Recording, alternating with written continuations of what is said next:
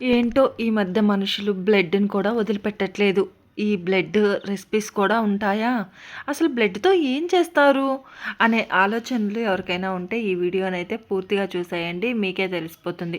So, ఇది పొట్టేళ్ళు బలిచ్చిన తర్వాత మనకి బ్లడ్ వస్తుంది కదా! ఆ బ్లడ్‌ని కొంచెం కల్లుప్పేసి పక్కన స్టోరించుకోవాల్సి ఉంటుంది. అలా స్టోరించుకున్న బ్లడ్‌ని గడ్డ కట్టిపోతుంది కదా!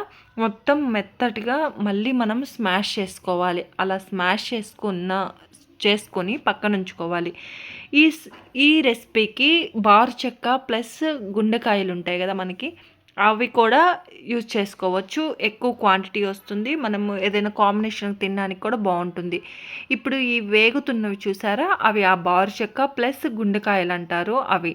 వీటిని బాగా ఫ్రై చేసుకొని ముందు ఎక్కువసేపు ఉడకాలి. సో మనం ముందుగానే వేయించి పక్కన పెట్టుకోవాల్సి ఉంటుంది.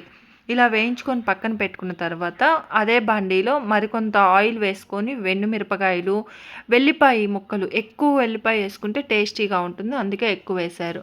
ముందుగా మనం స్మాష్ చేసి పెట్టుకున్నాం కదా బ్లడ్ క్లాట్ అయిందని, ఆ మొత్తం కూడా ఈ బాండీలో వేసేసుకొని మంచిగా కలయపెట్టుకోండి. ఇది సన్న మంట మీద కొంచెం టైం తీసుకున్నప్పటికీ కూడా మనం అలా చేసుకుంటేనే బ్లడ్ లోపల వరకు ఉడికి మంచిగా టేస్ట్ వస్తుంది. అదే మీరు హై ఫ్లేమ్ మీద చేసుకుంటే త్వరగా కుక్ అయిపోయినప్పటికీ కూడా లోపలైతే కుక్ అవ్వదు. మీకు ఉడికిందా లేదా అబ్జర్వేషన్ ఏంటంటే, ఇప్పుడు ఇక్కడ చూసినట్లయితే వాటర్ మీకు ఎలా వస్తుందో చూడండి. ఈ వాటర్ మొత్తం కూడా ఎవాపరేట్ అయిపోతే ఇదిగో ఈ విధంగా ఉంటుంది. ఇలాంటి టైంలోనే మనం ముందుగా వేయించి పెట్టుకున్నాం కదా బారు చెక్క ప్లస్ అవి మొత్తం ఈ వాటర్ పోయిన వెంటనే అవి కూడా ఇందులో వేసేసి మంచిగా మిక్స్ చేసుకోవాలి.